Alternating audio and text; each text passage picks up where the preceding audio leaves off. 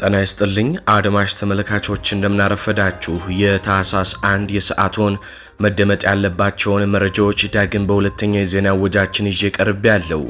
በቅድሚያም አርዕስተ ዜናዎቹን በማስቀደም ጀምራለሁ። ጄኔራል አበባው ፋኖ የማረካቸውን መድፍና ዙ 23 ቆፍሮም እየደበቀ ነው ሲሉ ተናገሩ። ጄኔራሉ ፋኖ እንደ ድሮ ማቃጠል ትቷል፣ በተለይ በወሎ ብዙ ከባድ መሳሪያዎች ተቀብረዋል ሲሉ በዛሬው የመኮንኖች ስብሰባ ላይ ተናግረዋል። ጄኔራል አበባው ምሬ ወዳጁን ለመደምሰስ የተሰጣቸው ኦፕሬሽን የከሸፈበት ምክንያትንም ለሰራዊቱ ከፍተኛ ጄኔራሎች አብራርተዋል። ከውስጥ የደረሰንን መረጃ በዝርዝር እናስደምጣችኋለን። በሌላ በኩል በአማራ ክልል እየተደረገ ያለው ከባድ ውጊያ ቀጥሏል። በጎጃም ዙ 23 ይዞ የገባው የብልጽግና ጦር ቁጥሩ የበዛ ሬሳና ቁስለኛ ይዞ እንዲመለስ መደረጉም ተነግሯል። በዝርዝር እንቃኘዋለን። በወሎ ጎንደርና ሸዋ በተደረጉ ውጊያዎችም ያገዛዙ ኮማንዶ ጦር እንደ ቅጠል ሲረግፍ ፋኖ ከተሞችን መቆጣጠሩም ተረጋግጧል።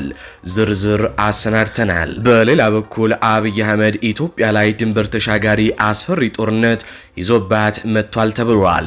የሱዳን ጦር በኢትዮጵያ ድንበር በኩል ጦርነት ሊከፍት መሆኑንም አስታውቋል። በዝርዝር እንቃኘዋለን። ሰላም ጤና ይስጥልኝ አድማጭ ተመልካቾች እንደምን ቆያችሁ? ከላይ በአርዕስተ ዜና ያደመጣችሁትን መረጃዎች ወደ እናንተ ላደርስ እዚህ ተገኝቻለሁ። የህዝባዊ ትግሉን የምትደግፉ እንዲሁም ሀገር ወዳድ የሆናችሁ አድማጭ ተመልካቾች ቪዲዮ ላይክ፣ ቻናሉን ሰብስክራይብ አድርጋችሁ የደወል ምልክቱን ታበሩ ዘንድ እንጠይቃለን።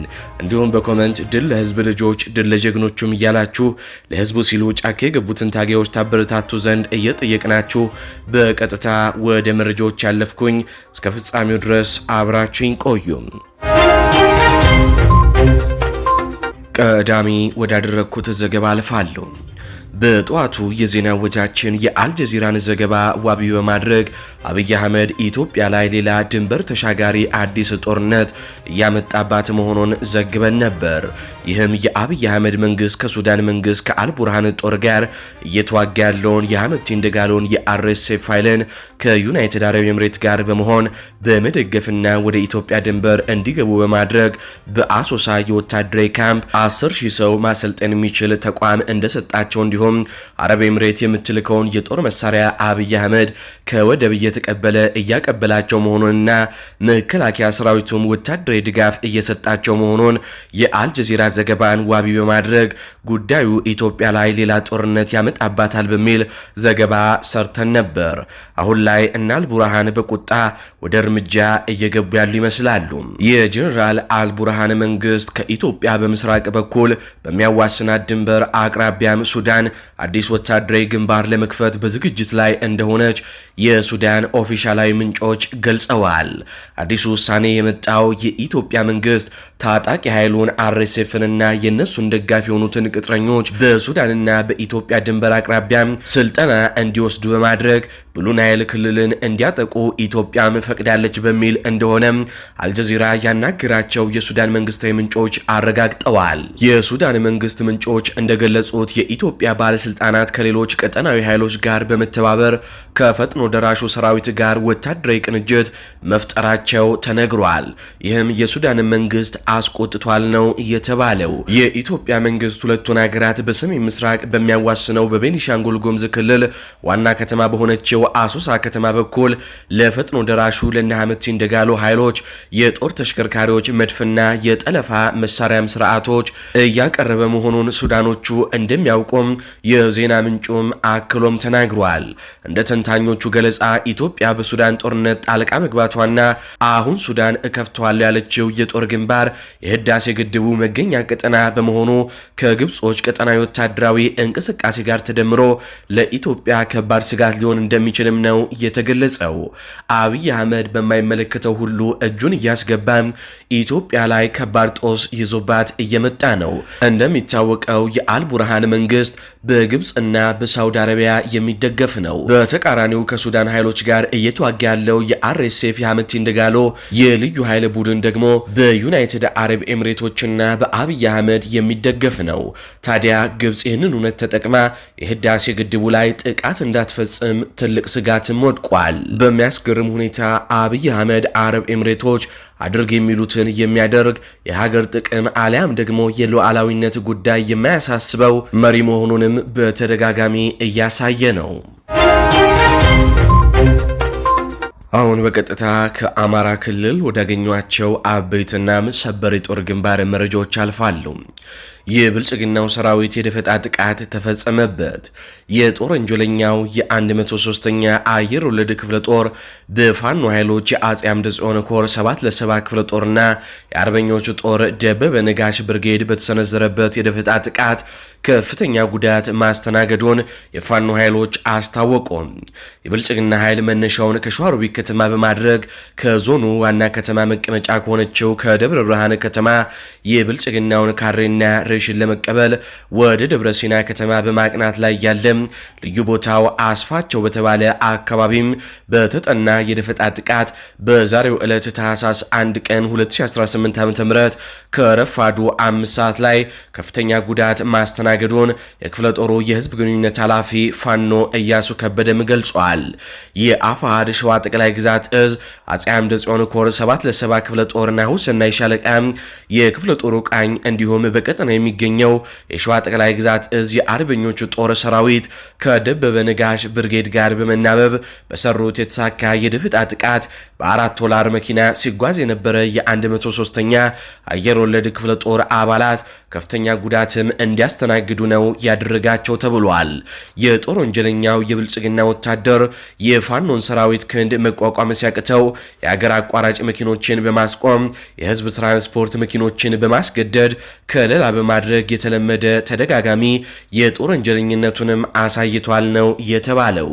ይህ በእንዲህ እንዳለ ሰሞኑን የአልሞት ባይ ተጋዳይ አቅሙን ለማሳየት የሞከረው የሰሜን ምስራቅ እዝ 801ኛ ኮር 45ኛ ክፍለ ጦርና የአገዛዙ ጥምር ጦር የብልጽግና ዙፋን አስጠባቂ ሰራዊት ከወሎ ቤት አማራ ደገር ከተማ በፋኖ ሰራዊት በደረሰበት ተደጋጋሚ ሽንፈትና ከበባ ውስጥ በመግባቱም ከቀጠናው ተጠራርጎ መጥፋቱን የአማራ ፋኖ ሸዋ ጠቅላይ ግዛት እዝ አጼ አምደ ጽዮን ኮር የገለጸ ሲሆን መላው የደገርና አካባቢው ሙሉ በሙሉ ከሁለቱም አደረጃጀቶች ከአፋባሃና ከአፋሃድ በተውጣጡ የፋኖ ሰራዊቶች ቁጥጥር ስር መግባቱም ነው የተገለጸው። ወደ ጎንደር አልፋለሁ። አፋባሃ ሰሜን አማራ ቀጠና በአርማጭሆ ባደረገው የተከታታይ ቀን ውጊያ ከፍተኛ ድል ማስመዝገቡን አስታወቀ። አራተኛ ደጃዝማች ኮር ስር የሚንቀሳቀሰው የተከዜ ክፍለ ጦር ከህዳር 29 ቀን እስከ ዛሬ ታህሳስ 1 ቀን ድረስ ባደረገው ተጋድሎ የትክል ድንጋይ ወረዳ ንዑስ ከተማ የሆነችውን ጃንኪዋ ከተማን መቆጣጠሩን አስታውቋል። በክፍለ ጦሩ የራስ አሞራው ብርጌድ በታች አርማጭሆ መሬና ላይ ከብልጽግና ጋር ተፋልሞ ድል ማድረጉን የብልጽግና ኃይልም አንገት ደፍቶም የተመለሰ መሆኑን ሲነገር የ7 ዓመት ህፃን ልጅን የብልጽግና ጦር ማቁሰሉን የህዝብ ግንኙነት ኃላፊው ለሚዲያችን በላከው መረጃም አስታውቋል። እዚሁ ጎንደር ላይ ስንቆይ በወገራ ወረዳ የብልጽግና ኃይል ተመታ። በወገራ ሚጦ ቀበሌ የአገዛዙን ሰራዊት ስቦ በመደምሰስ ወታደራዊ ስልት አጭር ሰዓት በፈጀም ብርቱ አውደ ውጊያ የብርሃኑ ጁላ ቅጥረኛ ሰራዊት ከፍተኛ ሰብአዊና ቁሳዊ ጉዳት ደርሶበታል ተባለ። የአፋባሃ በላይ እዝ 5ኛ ኮር ጎንደር በጋሻው ክፍለ ጦር አጥናፍ ብርጌድ ስኬታማ የድምሰሳ ማጥቃት ያደረገች ሲሆን የጎንደር በጋሻው ቴዎድሮስ ብርጌድ ደግሞ በወገራ ጀጀህና ኖራ ጻድቅ አካባቢ የብልጽግናን ኃይል ሙትና ቁስለኛ ሆኖ ሽንፈት ተከናንቦ እንዲፈረጥጥ ማድረግ የቻለበት ውጊያም አድርጓል ነው የተባለው። በደረሰበት ሽንፈት ሞራሉ የላሸቀው የብልጽግና ኃይል በሚሸሽበት አካባቢ 3 ንጹሃን አርሶ አደሮችን በሰብል መሰብሰብ ተግባር ላይ በተሰማሩበት በግፍ የረሸነ ሲሆን የንጹሃን መኖሪያ ቤቶችንም የቁም እንስሳትንም አውድሟል፣ ገሏል ነው የተባለው። በማሰቃያ ኮድ የፋኖ ቤተሰብ ጎረቤት ናቸው ያላቸውን ንጹሃንን በማገትም ፈርጥጦ ወደ አምባ ጊዮርጊስ ከተማም ሊሸሽ ችሏል ነው የተባለው። ወደ ጎጃም አልፋለሁ። አፋባሃ ምዕራብ አማራ ቀጠና ቴዎድሮስ እዝ ድል ተቀዳጀ። አንጀኔ ከተማን ለመዝረፍ ባሰፈሰፈም የአገዛዙ ሰራዊት ላይ የፋኖ 99ኛ ክፍለ ጦር ጀብዶ ሰራ። አፋባሃ ምዕራብ አማራ ቀጠና 109ኛ ኮር 99ኛ ክፍለ ጦር ከመልሶ ማደራጀት ግንባታ ጎን ለጎን በየቀጠናው የተለያዩ ከቀላል እስከ ከባድ ውጊያዎችን እያደረገም ይገኛል። ባለፈው ሳምንት ጀምሮ መነሻውን ምዕራብ ጎጃም ደንበጫ በማድረግ እንጀን ቀበሌ በመመሸግ ለ7 ቀናት ህዝቡን ለመግደልና የተለያዩ ዘረፋዎችን ለመፈጸም የተንቀሳቀሰው የብርሃኑ ጁላ ሰራዊት በፋኖ ኃይሎች እረፍት ሲነሱት ቢሰነብቱም ዛሬም ከሌሊቱ 11 ሰዓት እስከ 6 ሰዓት ከባድ ውጊያ በማድረግ በብልጽግና ኃይል ላይ ከፍተኛ ሰብአዊና ቁሳዊ ኪሳራ አደርሰውበታል ነው የተባለው። በዚህ አውደ ውጊያ በአማራ ክልል ራሱን ጥምር ጦር ብሎ እየተንቀሳቀሰ ያለው የአገዛዙ ሰራዊት ሞርተር 120 እና ዙ 23 የተጠቀመ ቢሆንም በ109ኛ ኮር 99ኛ ክፍለ ጦር አናብስቶች ከባድ ኪሳራ የደረሰበት መሆኑም ተረጋግጧል።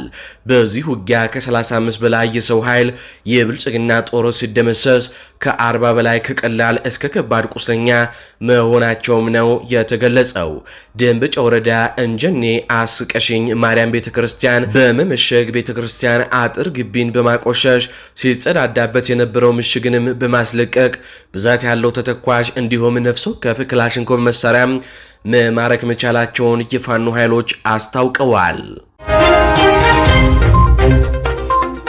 አሁን በቀጥታ ከጦር ግንባር መረጃዎች በመውጣት በቀጥታ አዲስ አበባ ጦር ኃይሎች ግቢም እንገኛለን። ፋኖ የማረካቸውን መድፎችና ዙ 23ቶች ቆፍሮም እየደበቀ ነው ሲሉ ጀነራል አበባው ተናገሩ። ዛሬ በዋለው የመኮንኖች ስብሰባ በወሎ የተማረኩ ዙ 23ና መድፎች ፋኖ እያሸሸ ሲሆን ቆፍሮ ደብቋል ነው የተባለው። በዘመቻ አርበኛ ደማል የተገኙ ከባባድ መሳሪያዎች በወሎ በፋኖ ከመሬት በታች እንዲቀበሩ ተደርገዋል ያሉት ጀነራል አበባው ወደ ነፃ ቀጠናቸው መውሰድ የማይችሉትን ከባባድ መሳሪያዎች እንደ ድሮ ማቃጠል ትተው ቀብረው እያስቀመጡ ነው ሲሉም ነው የተናገሩት። ጀነራል አበባው ባለፉት ወራት ምሬ ወዳጁን የመደምሰስ ኦፕሬሽን ወስደው በወሎ ሰንብተው ነበር የተመለሱት። በዚህም ኦፕሬሽን አለመሳካትና በሌሎች ተደራራቢ ጉዳዮች አሁን በአዲስ አበባ የቁም እስረኛ ይመስል በአብይ አህመድ እገዳ ላይ የሚገኙት ጀነራሉ በዛሬው ስብሰባ ላይ ከጠበቅነው ፍጥነት በላይ ወሎ ላይ አደገኛ ሰራዊት አደራጅተዋል ሲሉም የፋኖን ጥንካሬ መስክረዋል። ጀነራሉ ፋኖ በፈጣን ውጊያ ላይ ካልሆነ በስተቀር እንደ ድሮ ከባድ መሳሪያ ማቃጠል ትቷል፣ መቅበር ጀምሯል ሲሉ ነው የተናገሩት። የተማረኩብን መድፎችና ዙ 23 መሳሪያዎች ተቀብረዋል።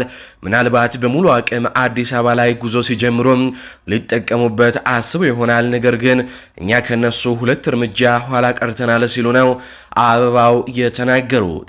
ጀነራል አበባው ምሬ ወዳጁን ለመደምሰስ በተሰጣቸው በቀድሞ ኦፕሬሽን ላይ የገጠማቸውን እክል ሲገልጹም ከባድ መሳሪያ እጅበን በቁጥር ብልጫም የላክነው የኮማንዶ ጦር ከ5 ደቂቃ ተኩስ በኋላ ወደኋላ የሚሮጥ ነው፣ የመዋጋት ስነልቦናው የዋዠቀ ስልብ ነው ሲሉም ተናግረዋል። በዚህ ስብሰባ ላይ መከላከያው የአየር የበላይነት ባይኖሮ ኖሮ ሙሉ ለሙሉ ስርዓቱ እስካሁን ድረስ አብቅቶለት እንደነበረ በማውሳት የምድር ጦሩን የማጀገንና የማጠናከር ስራ እንዴት መስራት እንዳለባቸው ተወያይተዋል ነው የተባለው። በመጨረሻም አድማጭ ተመልካቾቻችን ከአፋብኃ በላይ ዘለቀ ዕዝ ሰሜን አማራ ቀጠና የፋኖ አደረጃጀት ቃል አቀባይ ጋር ቆይታ አድርገናል። በወቅታዊ ጉዳዮች ጋር የተደረገውን ቆይታ ክፍል 1 አድምጠን እንመለስ። በቀጣይ ቀን ደግሞ ክፍል 2 እናስደምጣችኋለን። አርበኛ ዮሐንስ ንጉሱ በቀጣይ ስልክ መስመራችን ላይ ነው የሚገኘው። ማብራሪያ እየሰጠን አብሮን ቆይታ ያደርጋል። ጤና ይስጥልን አርበኛ፣ እንደምን አለ? እንደምን ከርማል? ከሰሞኑ ያለው አጠቃላይ ወታደራዊ እንቅስቃሴ በተለይ እንደ በላይ ዘለቀ ዕዝ ምን ይመስላል? ለአድማጭ ተመልካቾቻችን መረጃ እንድታደርስልን ነው በቀጥታ ስልካችን የገባው። በቅድሚያ ግን አክብሮታዊ ምስጋናዬን አቀርባለሁ። መጀመር ትችላለህ። ጤና ይስጥልን፣ እንደምን አላችሁ? ግሎባል ፋኖ ሚዲያ እንዴት አላችሁ? እንዴት ሰንበታችሁ? እያልኩ ከሰሞኑ ያለው ወታደራዊ እንቅስቃሴዎችን በተመለከተ የአማራ ፋኖ ብሔራዊ ኃይል ሰሜን አማራ ቀጠና በላይ ዘለቀ ዕዝ ስር ኮሮችና ክፍለ ጦሮች እንዲሁም ብርጌዶችና ሻለቆች ልዩ ልዩ ወታደራዊ ግዳጆችን እየፈጸሙ ነው የሚገኘው። በተለይም ደግሞ ደጃዝማች 4ኛ ኮር በመተማ ወረዳ እና እንደዚሁም ደግሞ በአርማጭሆ አጠቃላይ በተደረጉ አውደ ውጊያዎች ከፍተኛ ድል የተመዘገበበት ከ100 በላይ ጠላት የተደመሰሰበት እንደዚሁም ደግሞ ከ67 በላይ ጠላት ቁስለኛ የሆነበትና ከጥቅም ውጭ የሆነበትን አውደ ውጊያ ስኬት ማሳካት የተቻለበትና ጠላት እንዲያፈገፍግ ይዟቸው ከነበሩ ቀጠናዎች ደግሞ አፈግፍጎ ቀጠናዎች ነፃ እንዲወጡ ወይም አካባቢዎች ህዝባችን ነፃ እንዲወጣ ያስቻሉ ውጤታማ አውደ ውጊያ ድሎችን መጎናጸፍ ችለናል። በተለይ ደግሞ በደጃዝማች 4ኛ ኮር የተደረጉ አውደ ውጊያ ውጤቶች እጅግ መስዋዕትነት የቀነሱ የወገንን መስዋዕትነት የቀነሱ የጠላትን መስዋዕትነት ደግሞ በእጅጉ ከፍ ያለ መስዋዕትነት የከፈለበት በተለይ ደግሞ የሰብአዊ መስዋዕትነት የከፈለበትን ቀውስ ነው እንዲደርስበት ጠላት ማስቻል የተቻለው። በሌላ በኩል እንደዚሁ በሰሜን ጎንደር ዞን እና አዋሳኝ የዋግ ኽምራ ዞን ጀምሮ ከፍተኛ ማለት የቀበሌና የወረዳ አመራር ጀምሮ እስከ ተራ ሚሊሾች ድረስ የተማረኩበትና የተደመሰሱበት እንዲሁም ምርኮ የተገኘበት ግንባር ነው። ይህ ወታደራዊ ድል ተመዝግቧል ማለት ነው። እንደዚሁም በቀጠናው የ3ኛ ኮር አካል የሆኑ መለስተኛ ውጊያዎችን በማድረግ መለስተኛ ድል የተመዘገበባቸው ሁኔታዎች አሉ። በሌላ በኩል እንደዚሁም 1ኛ ኮር ማለትም ሜጀር ጀነራል ባንታ አባተ 1ኛ ኮር ስር ያሉ ብርጌዶች እና ሻለቆች ያደረጓቸው ውጊያ ውጤቶች በጠላት ላይ ሰብአዊና ቁሳዊ ኪሳራ ያደረሱና በሰብአዊ ኪሳራ ደረጃ ደግሞ ጠላት ቁስለኛና ሞት እንዲሆን ያስቻሉ ሲሆኑ ምርኮም የተገኘባቸው ግንባሮች እንዳሉ መረጃዎቻችን ያረጋግጣሉ። ከዚህም ውጭ በጎንደር ዙሪያ እንደዚሁም በጎንደር ከተማ አቅራቢያ በጠዳ ክፍለ ከተማ አቅራቢያ የተደረጉ አውደ ውጊያዎች በጎንደር በጋሻው ክፍለ ጦርና ታድሎ ብርሃን ክፍለ ጦር እንዲሁም ሌሎች ክፍለ ጦሮች ያደረጓቸው ውጊያዎች ስኬታማ ናቸው። በ5ኛ ኮር ዳግማዊ ቴዎድሮስ 5ኛ ኮር ስር ያሉ ክፍለ ጦሮች እና ብርጌዶች በተለያዩ ቀጠናዎች በበለሳም በእብናት አጋጣሚ ቦታዎችም እንደዚሁም በሚካኤል ደብርና ሌሎች አካባቢዎች የተደረጉ አውደ ውጊያዎች ውጤታማ አውደ ውጊያዎች ሲሆኑ ጠላት ላይ ሰብአዊና ቁሳዊ ኪሳራ ያደረሱ ናቸው። እንደዚሁም ደግሞ ወታደራዊ እንቅስቃሴው ጠላት እየፈረሰ የጠላት ኃይል ወደ ሰራዊታችን እየተቀላቀለበትም ሳምንት ነው። በጎንደር በጋሻው በኩል ጠላት እየፈረሰ ከማክሰኝት ያለ ቤዝ እየፈረሰ የገባበት እንደዚሁም በ2ኛ ኮር መይሳው ካሳ ኮር ስርም እንደዚሁ የ96ኛ ክፍለ ጦር የጠላት ሰራዊት አባላት እንደዚሁ ፈርሰው የገቡበት ሁኔታ ነው ያለው። በተለያዩ ቦታዎች የሚሊሻና የአድማ በትን የሚባለው አደረጃጀት እንደዚሁም ደግሞ ራሱን መከላከያ ብሎ የሚጠራው የአብይ አህመድ ዙፋን አስጠባቂ ጦር ሰራዊት አባላት እየፈረሱ ወደ ሰራዊታችን የተቀላቀሉባቸው ሁኔታዎች ነው ያሉት። በአንጻሩ ደግሞ በማጥራትና በማብቃት እንቅስቃሴያችን በስርቆት በዝርፊያ የጥገኛ እንቅስቃሴ ሲያደርጉ የነበሩ ደግሞ ከሰራዊታችንና በሰራዊታችን ይዞታ ስር በነበሩ ቀጠናዎች ይንቀሳቀሱ የነበሩ የማጥራት እንቅስቃሴና እርምጃ መጀመራችን ተከትሎ ከቀጠናችን እየወለቁ ከጠላት ጋር ቀድሞ ከተወዳጅተውት ከነበረ ጠላት ጋር የተቀላቀሉበት ሁኔታ ነው ያለው። መልካም እዚህ ጋር አመሰግናለሁ። አርበኛ ዮሐንስ ንጉሱ ከሰሞኑ የሰሜን አማራ ቀጠና የበላይ ዘለቀ እዚህ ያደረጋቸው የሚገኙ ወታደራዊ እንቅስቃሴዎች ምን እንደሚመስሉ ለአድማጭ ተመልካቾቻችን ስላደረስክ እጅግ አድርጌ ነው የማመሰግነው። አርበኛ ዮሐንስ ወደ መጨረሻ ያነሳውና ዋናው የውይይታችን አጀንዳ ወደሆነው ጉዳይ የመጣልኝ ነው። በተለይ በማጥራትና ማብቃት ህልውናችንን እናረጋግጣለን በሚል የበላይ ዘለቀ እዝ በዛሬው ዕለት ማምሻውን መግለጫ ማውጣቱ ይታወሳል። ከዚህ ጋር ተያይዞ በተለይ ላለፉት 20 ቀናት በተመረጡ ኮሮችና ክፍለ ጦሮች እንዲሁም ወረዳዎች የማጥራትና ማብቃት የሙከራ ስራዎችን ጀምራችሁ እንደዚሁ በሁሉም ቀጠና በተሟላ ሁኔታ ንቅናቄ ማስጀመራችሁን ነው የሚገልጸው መግለጫው። ምናልባት እንደው ከአርስቱ ስንጀምር ማብቃትና ማጥራት የሚለውን እንዴት ነው የምትገልጹት? ምን አይነት የማጥራት ስራዎች ናቸው? ማብቃት ሲባልስ እንዴት ነው? ይህንን በሰራዊቱ በሙሉ ተግባራዊ ማድረግስ የሚያስገኘው ጠቀሜታ ምን ይመስላል? ለአድማጭ ተመልካቾቻችን ግልጽ ብታደርግልን። መልካም አመሰግናለሁ። ማጥራት ስንል ጥልቅ የማጥራትና የማብቃት ንቅናቄ ነው የጀመርነው። እንደገለጽከው ባለፉት 20 ቀናት ለሙከራ ስናካሄድ ቆይተናል። በትርጓሜ ደረጃ ጥልቅ ማጥራትና ማብቃት ማለት ምን ማለት ነው ለሚለው ጥልቀት ማለት በጉዳዩ በጥልቀት ኤክስትሪም መመልከት፣ መተንተን፣ መረጃ መሰብሰብና የመፍትሄ ሀሳብ ማስቀመጥ ሲሆን ማጥራት ማለት ደግሞ በጠራው የትግላችን መስመር ውስጥ ዓላማና ግባችን ውስጥ ጋር የማይሄዱ ጥገኛ ሀሳቦች በገንዘብ ሊሆን ይችላል፣ በዓላማ ሊሆን ይችላል፣ ሌላ ዓላማ ጥገኛ የሆኑ ዓላማም ሆነ ፍላጎቶች ያሏቸው አካላቶች በውስጣችን ሰርገው እንቅስቃሴ ሊያደርጉ እንደሚችሉ በማመን እነዚህ መገለጫዎች በቀጠናው ስለተስተዋሉ ስርዓት አልበኝነት የሚመስሉ ምልክቶች ስለተስተዋሉ፣ ውንብድና የሚመስሉ ምልክቶች ስለተስተዋሉ እና በተጨባጭ ስላገኘናቸው እርምጃ ከፊሎችን ስለወሰድን እርምጃ እንወስድባቸው የነበሩት ደግሞ ከጠላት ጋር ቀድሞ